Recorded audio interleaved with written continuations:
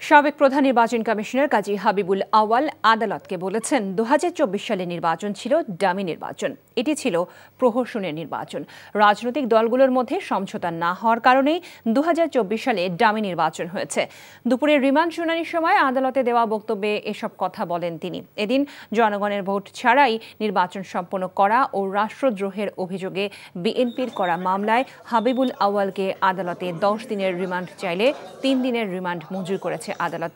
অন্যদিকে হাবিবুল আওয়ালের পক্ষে তার আইনজীবী এমিল হাসান রোমেল রিমান্ডের বিরোধিতা করে জামিন আবেদন করেন। শুনানি শেষে আদালত জামিন নাকচ করে রিমান্ড মঞ্জুর করেন।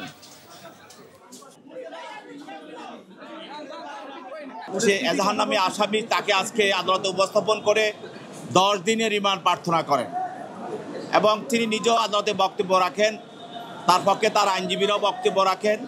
তদন্তকারী কর্মকর্তা তার বক্তব্য রেখে উভয় বক্তব্যের পরে তার বিরুদ্ধে 10 দিনের রিমান্ড প্রার্থনা করা হয় তদন্তকারী কর্মকর্তার পক্ষ থেকে।